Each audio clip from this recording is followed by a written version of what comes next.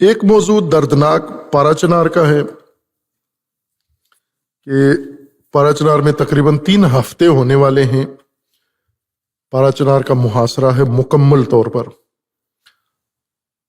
ایک ہی راستہ ہے پارا چنار کا، یا کہیں 2 راستے ہیں، ایک افغانستان کی طرف جاتا ہے، اس پر بھی اہل سنت قبائل جو پارا چنار کے شیعہ کے ساتھ برسر پیکار ہیں، ان راستوں پر وہ قبائل مقیم ہیں۔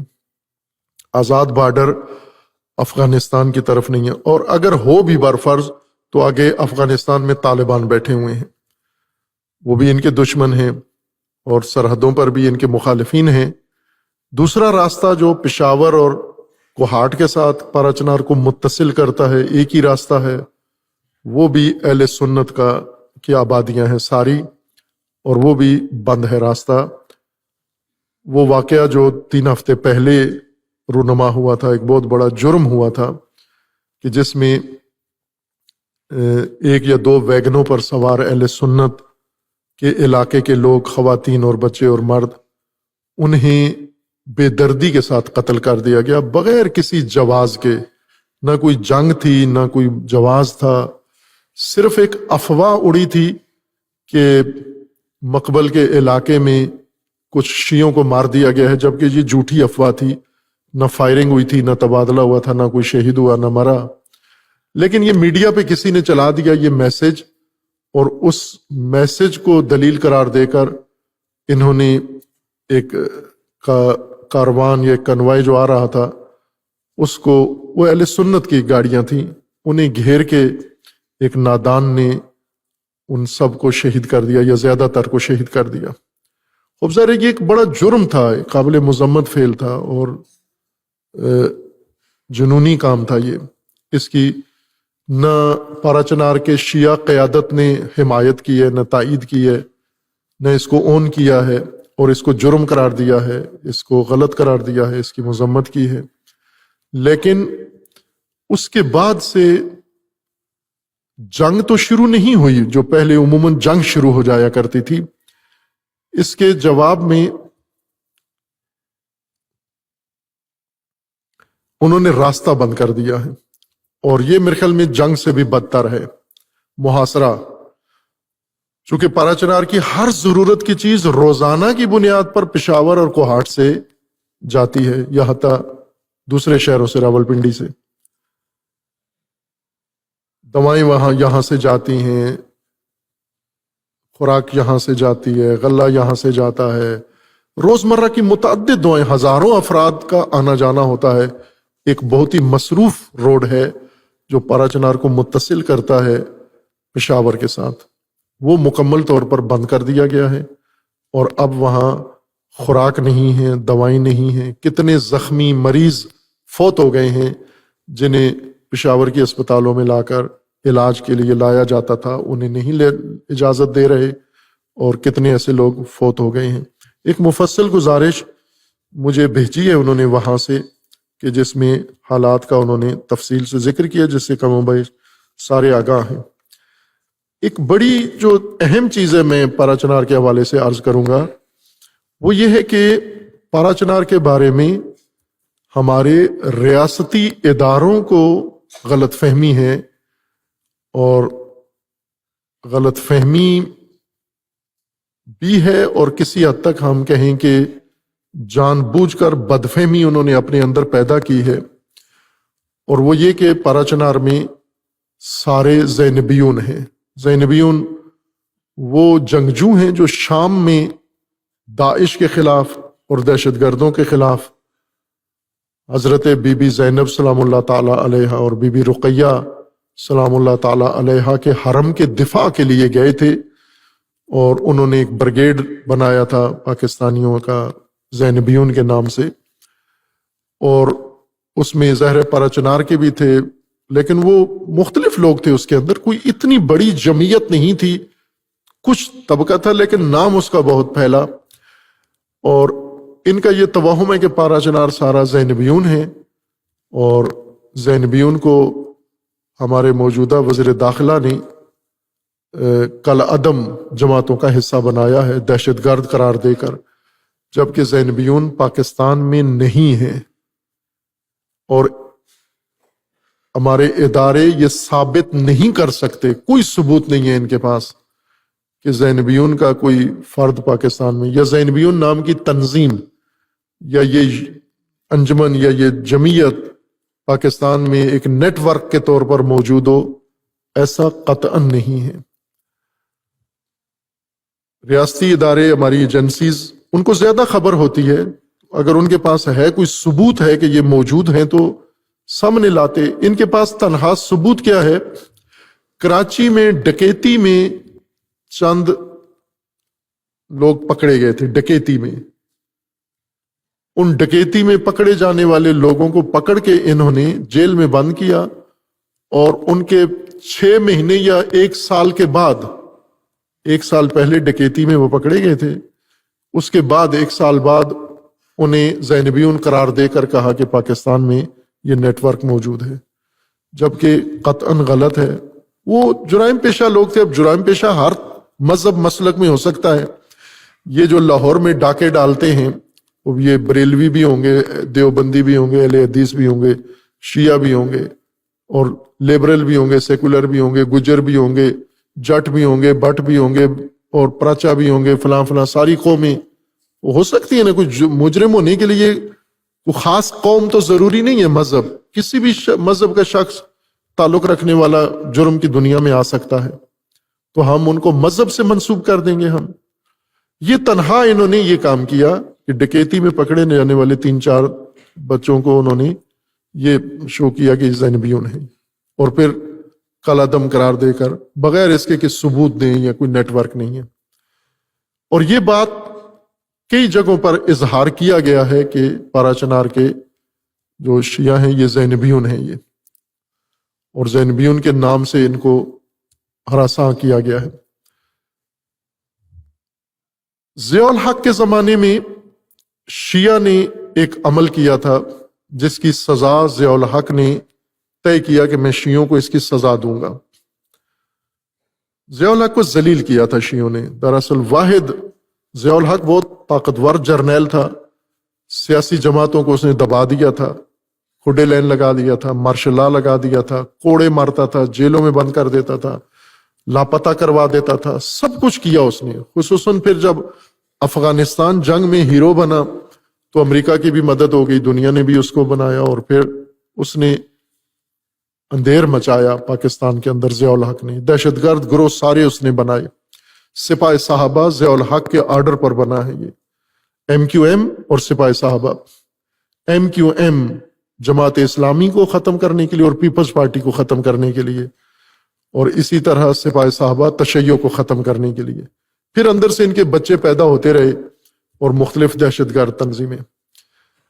یہ بات مولانا شاہ احمد نورانی بریلوی رہنما گزرے ہیں، اکابرین میں سے تھے، بہت جید شخصیت تھے، بڑے سلجھے ہوئے، سدھرے ہوئے اور سمجھدار رہنما، اور جو اس وقت ملی یکجہتی کونسل جو آج ہے یہ انہی نے بنائی تھی، باقی شیعہ سنی رہبروں کے ساتھ مل کر اس کی قیادت بھی خود ہی کرتے رہے، اور بہت سیاسی تدبر بھی تھا، بصیرت بھی تھی، مذہبی ایک شخصیت بھی تھی، ان کی ایک اپنی حیثیت بھی تھی۔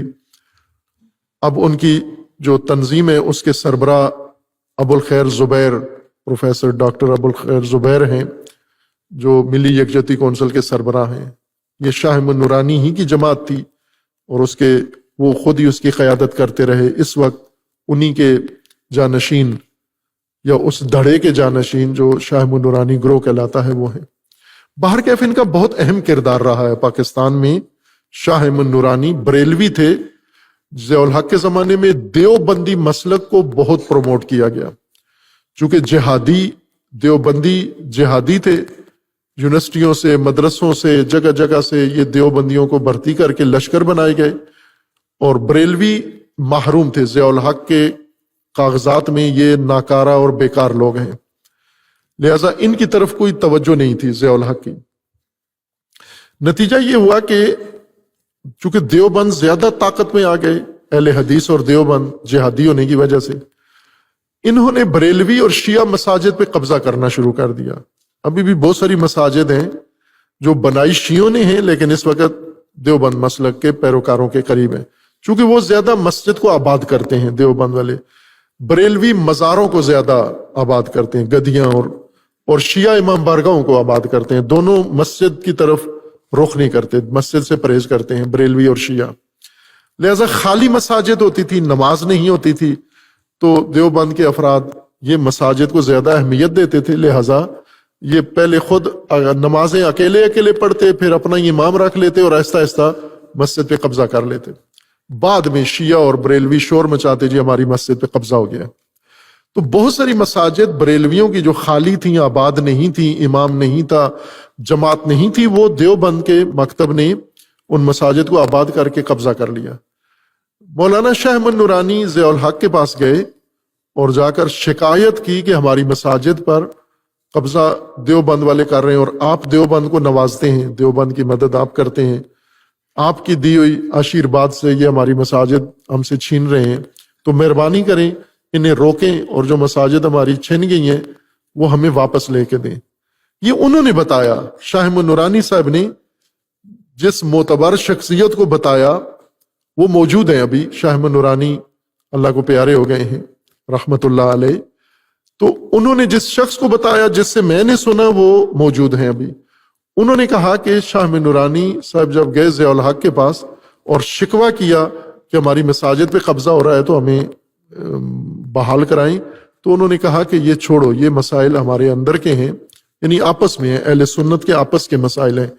اس وقت بڑا مسئلہ شیعہ ہے، اس وقت سب لوگ تیار ہو جاؤ شیعہ کے مقابلے کے لیے کہ شیعہ کو اس وقت سبق سکھانا ہے، آپ لوگ آپس کی جنگ بند کرو، یہ میں بعد میں مسئلہ حل کر دوں گا آپ کا جو مساجد پہ قبضہ اور ہوا ہے، پہلے شیعہ سے نمٹ لیں ہم۔ شیعہ سے کیوں ضیاء الحق نمٹنا چاہتا تھا؟ چونکہ ضیاء الحق جب اقتدار میں آیا 1978 میں، تو اقتدار میں آنے کے بعد اس نے مارشل لا لگا دیا، مارشل لا کے بعد سیاسی جماعتوں پہ پابندی لگا دی، بھٹو صاحب کو پھانسی دے دی اور سب کو ایک طرح سے اپنے ماتحت بنا لیا۔ کوئی ضیاء الحق کے مارشل لا میں چسکتا نہیں تھا، بولتا نہیں تھا، سب بھاگ گئے، ملک سے بھاگ گئے، کوئی چھپ گئے، کوئی جیلوں میں چلے گئے، کوئی خوف زدہ ہو گئے۔ یہ سیاسیوں کی بہت بری حالت تھی۔ یہ ہمارا جوانی کا زمانہ تھا، مدرسے میں نیا نیا داخل ہوا تھا، تو وہ آنکھوں سے دیکھا تھا ہم نے وہ سارا ماحول کہ ضیاء الحق مخالفین کے ساتھ کس شدت کے ساتھ پیش آتا ہے، ایک بے رحم درندے کی طرح مخالفین کے ساتھ پیش آتا تھا، اور مذہبی طبقہ اس نے ساتھ ملایا ہوا تھا۔ ایسے میں شیعہ نے جرأت کی جب اس نے نفاذ فقہ حنفیہ کا ضیاء الحق نے اعلان کیا، نظام مصطفیٰ اور نفاذ فقہ حنفیہ اعلان کیا کہ پاکستان میں فقہ حنفیہ نافذ ہوگی، تو شیعہ میدان میں نکل آئے۔ اور اس سے پہلے شیعہ غیر منظم تھے، کوئی جماعت نہیں تھی، کوئی قیادت نہیں تھی، 1.5 انچ کی اپنی ان کی مساجد ہوتی تھیں، کوئی ایک دوسرے کو قبول نہیں کرتا تھا، کوئی رابطہ آپس میں نہیں تھا۔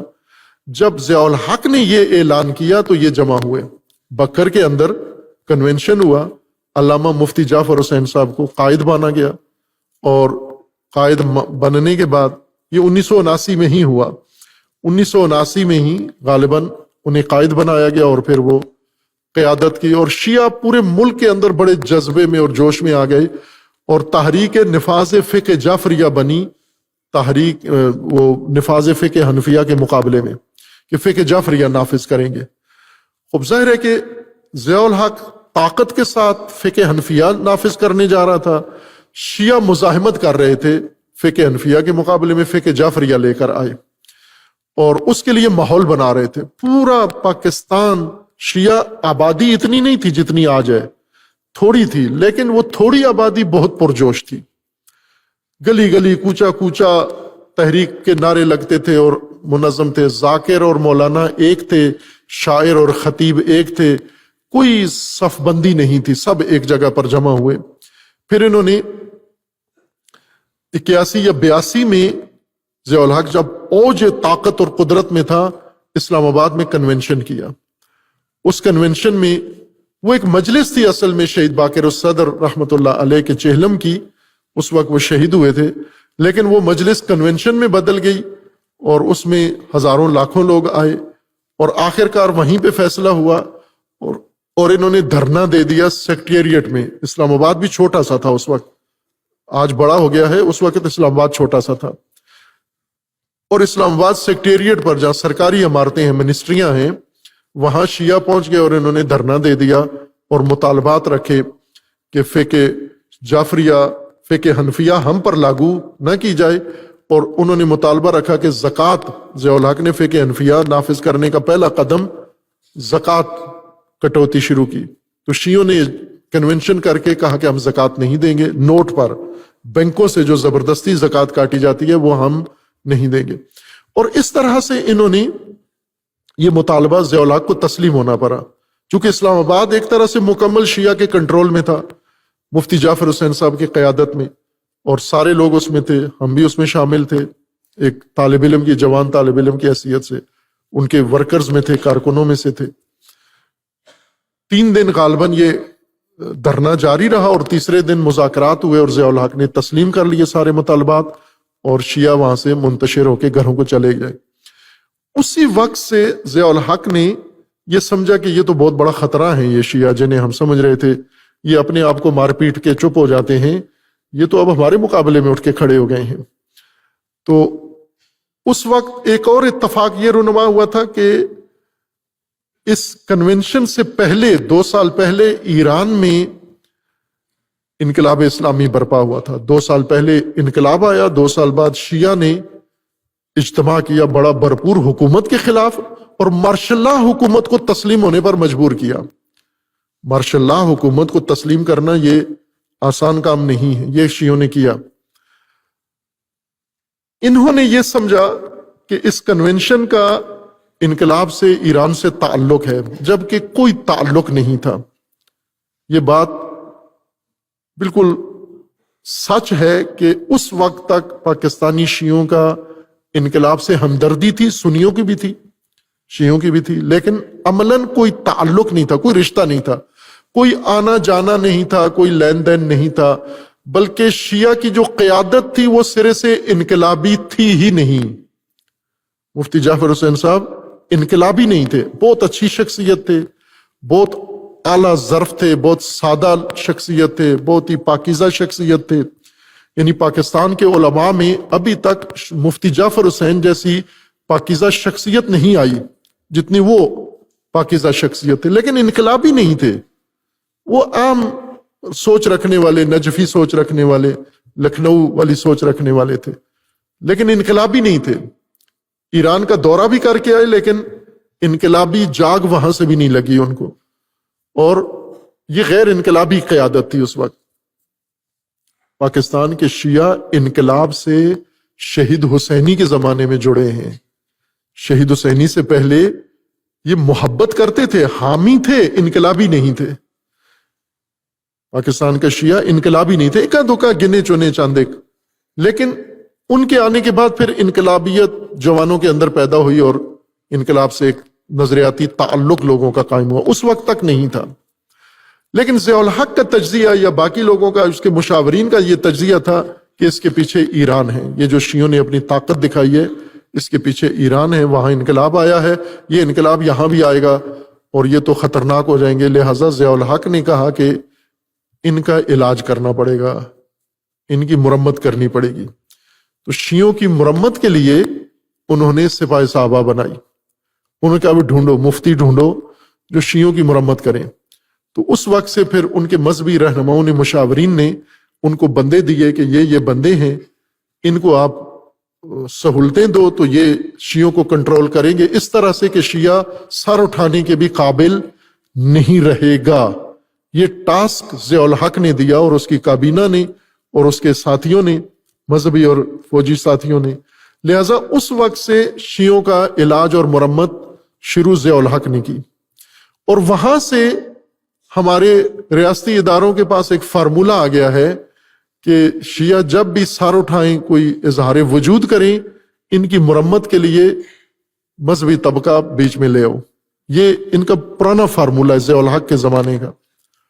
لہٰذا پارا چنار میں انہوں نے یہ تشخیص دیا ہے کہ پارا چنار سارا زینبین ہو گیا ہے، لہذا ان کی مرمت کی جائے۔ ان کی مرمت کے لیے یہ باقاعدہ دوسروں کے سہولت کار بنتے ہیں۔ اس وقت جو موجودہ صورتحال ہے اس میں جو واقعہ ہوا ہے جرم ہے، ہم بھی کہتے ہیں جرم ہے، اور اتفاقاً جو قیادت ہے اس وقت موجود پارا چنار میں شیعہ قیادت، اس کا بھی یہی نظریہ انہوں نے اناؤنس بھی کیا ہے، اس سے لا تعلقی کا اظہار کیا، اس سے بیزاری کا اظہار کیا ہے، اور انہوں نے کہا ہے کہ ان مجرمین کو سزا دی جائے جو بھی اس واقعہ کے اندر ملوث ہیں۔ لیکن حکومت نے، اداروں نے وہاں پارا چنار کے شیعہ قیادت سے 72 شخصیات کی لسٹ دی ہے کہ یہ ہمارے حوالے کریں، جن کا اس واقعہ سے کوئی تعلق نہیں ہے اور اس کے حامی بھی نہیں ہے، اس کی مذمت بھی کرتے ہیں، لا تعلقی بھی ظاہر کرتے ہیں۔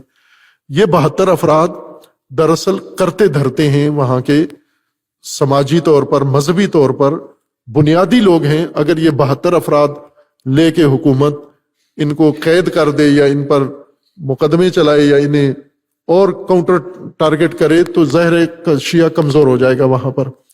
اس لیے جن افراد کا یہ مطالبہ کرتے ہیں ان کا اس واقعے سے کوئی تعلق نہیں ہے، اور جو ملوث ہیں واقعہ میں وہ سارے شناختہ شدہ ہیں، اور یہ شیعہ کا بھی مطالبہ ہے کہ یہ آپ پکڑیں اور ان کو سزا دیں۔ ہم ہرگز اس جرم کی حمایت تائید نہیں کرتے۔ یہ صورتحال ہے، لیکن چونکہ ہمارے پاس پرانا فارمولہ ہے ہمارے اداروں کے پاس کہ شیعہ جب بھی سرگرم ہو یا شیعہ جب بھی کوئی طاقت پکڑے تو اس کی مرمت کرو، ایسی کہ پھر سر نہ اٹھا سکے، لہٰذا اس وقت راستے بند کر کے محاصرہ کر کے، ظاہر چاروں طرف سے محاصرہ ہے۔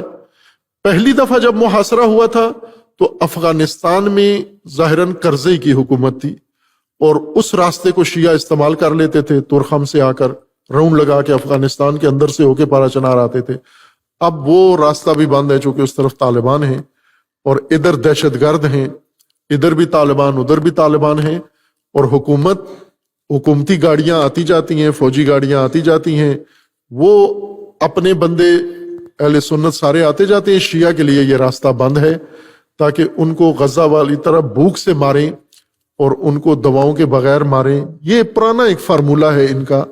ظاہر ہے یہ خطرناک پالیسی ہے کہ اس طرح حکومتیں نہیں کرتی۔ حکومتیں سب عوام کو اپنی عوام سمجھتے ہیں، اور اس میں مسلک کی بنیاد پر حکومتیں کبھی بھی کسی کو نہ دور کرتی ہیں نہ اپنا کرتی ہیں۔ تو شیعہ کے ساتھ تعصب کہ یہ فلاں ہیں یہ فلاں ہیں اور انہیں سبق سکھانا ہوگا، انہیں مرمت کرنی ہوگی، انہیں ذرا پتہ چلے ان کا سر جھکانا ہے، یہ حکومتی پالیسی اگر ہے تو بہت افسوسناک ہے۔ ریاستی پالیسی ہے تو یہ بہت افسوسناک ہے، اور یہ ایک ظالمانہ جارحانہ عمل ہے۔ بلکہ وہاں پر مسلک کی بنیاد پر نہیں، بلکہ جیسے پاکستان میں کوئی بھی جرم کرتا ہے تو مجرم جس کا بھی ہو اس کو پکڑ لیا جاتا ہے، اسی طرح پارا چنار میں جو بھی جرم کرے، شیعہ جرم کرتے اس کو سزا ملے، سنی جرم کرتے اس کو سزا ملے، لیکن سزا پوری قوم کو، بچے ہیں، عورتیں ہیں، بیمار ہیں، بوڑھے ہیں، ضعیف ہیں، بہت سارے، جس طرح پنجاب میں جیسے لوگ ہیں، ایک دن روڈ بند ہوتا ہے، آپ چیختے ہو ایمبولینسیں نہیں جا رہی، فلاں نہیں جا رہا۔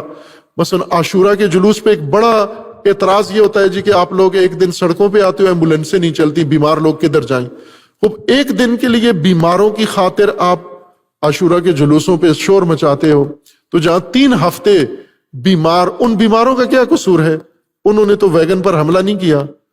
ان بچوں کا کیا قصور ہے؟ ان خواتین کا کیا قصور ہے؟ ان ضرورت مندوں کا؟ لیکن یہ جب ریاستی پالیسی بن جائے کہ ہم نے سبق سکھانا ہے، پھر یہ غلط ہے۔ ریاست کو چاہیے کہ وہ بحرانوں کو حل کرے، بحرانوں کا پائیدار حل کرے۔ ہمارے پاس ہے پائیدار حل، ظاہر ہے ریاست تو ہماری بات نہیں سنتی، نہ ہمارے پاس کوئی ذریعہ ہے ریاست تک اپنی بات پہنچانے کا، لیکن رائے حل موجود ہے۔ ہم ہمیشہ کے لیے پائیدار امن پارا چنار میں قائم کر سکتے ہیں، اور اس کا طریقہ یہ ہے کہ ظاہر ریاست کے بغیر نہیں ہو سکتا۔ ریاست اگر ایک طبقے کو سبق سکھانا چاہے پھر یہ پائیدار امن کبھی بھی قائم نہیں ہوگا، ہمیشہ ناامنی ہوگی۔ لیکن اس وقت میں یہ سب کو بتانا چاہتا ہوں، اہل سنت، ریاست، سب کو، کہ اس وقت پارا چنار میں جو قیادت ہے جو مرکزی قیادت انجمن حسینیہ اور خصوصاً علامہ فدا حسین مظاہری، اگر ان کے ساتھ بھی بیٹھ کر آپ بات چیت نہیں کر سکتے تو پھر کبھی بھی نہیں کر سکتے، چونکہ یہ معتدل ترین انسان ہیں۔ میں شخصاً جانتا ہوں ان کو، علامہ فدا حسین مظاہری صاحب کو، ان کے مزاج سے واقف ہوں کہ انہوں نے جب سے وہ گئے ہیں وہاں جا کر، اور شیعہ کا آپس میں جو اختلاف تھا وہ بھی انہوں نے حل کیا، اور وہ خود گئے ہیں، لوگوں کو بلایا ہے، جتنے بحران تھے انہوں نے ان کو ختم کیا ہے، اور اہل سنت کو وہ اپنا بھائی کہتے ہیں۔ ان کے خطبے موجود ہیں، جمعے کے نیٹ پہ موجود ہیں، سارے سن سکتے ہیں کہ وہ بالکل کسی جنگ کے خواہاں نہیں ہے، فرقہ واریت کے خواہاں نہیں ہیں، اہل سنت کے ساتھ مخالفت و دشمنی نہیں رکھتے، بلکہ 2 سال سے ہم نے ان سے یہ تقاضا کیا تھا کہ اگر آپ ہمیں تعاون کریں تو ہم وحدت کانفرنس پارا چنار میں کرنا چاہتے ہیں، تو بہت خوش ہوئے کہ اس سے زیادہ بہتر اور کیا بات ہے کہ تمام شیعہ سنی اکابرین قیادت ساری مل کے پارا چنار آئیں اور ہم مدد کریں گے، ہم تعاون کریں گے، ہم سہولتیں دیں گے، ہم ہر طرح سے اس کانفرنس کو کامیاب کرنے کے لیے کوشش کریں گے۔ پچھلے سال بھی ایسا ہی ہوا، محرم میں ہی جنگ شروع ہو گئی اور وہ ربیع الاول اور آگے جاری رہی۔ اس سال بھی ہمارا پکا ارادہ تھا کہ وہاں پر ہم نے کانفرنس، وحدت کانفرنس کرنی ہے، تمام اکابرین کو، قبائلی اور شیعہ سنی سب کو بلا کے ایک جگہ پر بٹھا کے اور آپس میں تفاہم اور یکجہتی کریں۔ اس سال بھی انہوں نے اس کی حامی بھری، لیکن پھر اس قسم کے واقعات جب ہو جاتے ہیں تو وہاں ناامنی اور جنگ کا سما پیدا ہو جاتا ہے۔ یہ وہ قیادت ہے، میں سمجھتا ہوں کہ ریاست کو بھی اور اہل سنت کو بھی ان کے قریب ہونا چاہیے، ان کا اعتماد حاصل کرنا چاہیے۔ ان سے زیادہ معتدل قیادت اور ان سے زیادہ معتدل مرکزیت آپ کو نہیں ملے گی، اور یہ بہترین اور موزوں ہیں۔ ممکن ہے بعض لوگ مرکزیت سے ہٹ کر، چونکہ سیاست ہے، مفادات ہیں، وہ ریاست کو گمراہ کرتے ہوں یا اہل سنت کو غلط میسج بھیجتے ہوں، لیکن یہ بہترین موقع ہے کہ ان کے ساتھ مل کر پائیدار امن وہاں پر قائم کیا جائے، اور ہو سکتا ہے یہ عملی فارمولہ ہے جس کے لیے کوشش ہو سکتی ہے۔ لیکن اگر آپ نے یہ طے کر لیا ہے کہ ہم نے ہر صورت میں شیعہ کو سبق سکھانا ہے، تو پھر جو بہت شریف لوگ ہوتے ہیں، معتدل لوگ ہوتے ہیں، جب ان پر بھی کوئی سختی ٹھونس دی جاتی ہے تو وہ پھر اس سے نمٹنے کے لیے مجبوراً وہ بھی سختی پہ اتر آتے ہیں۔ یہ بہت اہم نقطہ ہے کہ اس سے پہلے کہ معتدل ترین قیادت شیعہ پارا چنار کی وہ بھی تشدد کا راستہ اختیار کرے، اس سے پہلے ان کے ساتھ مل کر امن کا راستہ، بحالی کا راستہ، ریاست بھی اور دیگر اکابرین جرگہ والے بھی بیٹھ کر یہ راستہ طے کریں اور نکالیں یہ راستہ، اور نکل سکتا ہے۔ میں ضمانت دیتا ہوں کہ یہ راستہ اس موجودہ شیعہ قیادت کے ساتھ بیٹھ کر حل ہو سکتا ہے۔ اور پارا چنار کی ایک خوبی یہ ہے کہ باوجود اس کے کہ شیعہ مختلف قبائل ہیں، مختلف گاؤں ہیں، مختلف شخصیات ہیں، لیکن سب ایک مرکز کے ساتھ مربوط ہیں، ایک مرکز کی مرکزیت میں جڑے ہوئے ہیں سارے، لہذا مرکز کی جو ڈیسیجن ہے، فیصلہ ہے، وہ سب کے لیے قابل قبول ہے۔ اہل سنت میں ایسا نہیں ہے، ان کی مرکزیت نہیں ہے، ہر قبیلے کا اپنی مرکزیت ہے، بلکہ ہر شخصیت اپنی جگہ مرکز ہے، ہر ادارہ اپنی جگہ مرکز ہے، وہ ریاست کر سکتی ہے یہ کام۔ اہل سنت کو ریاست ایک مرکزیت پر لائے، شیعہ ایک مرکزیت پر پہلے سے ہیں، اور یہ بیٹھ کر اس خطے کے لیے امن کا راستہ نکالے، اور نکل سکتا ہے۔ اور اس کے بعد ایک ضابطہ بنا لیں کہ جو بھی جرم کرے گا، کوئی شیعہ جرم کرے گا تو شیعہ اس کو پکڑیں اور پکڑوائیں، اور سنی اگر جرم کرتا ہے تو سنی اس کو پکڑیں اور پکڑوائیں۔ یوں نہیں ہے کہ شیعہ مجرم سنی پکڑوائیں اور سنی مجرم شیعہ، اس طرح پھر قبیلے کی اور فرقے کی جنگ بن جاتی ہے۔ زمین کا جھگڑا اس کو فرقے کی جنگ بنا دیتے ہیں، اور لین دین کا جھگڑا اس کو فرقے کی جنگ بنا دیتے ہیں۔ سوشل میڈیا پہ افواہ ہو، وہ فرقے کی جنگ بن جاتی ہے۔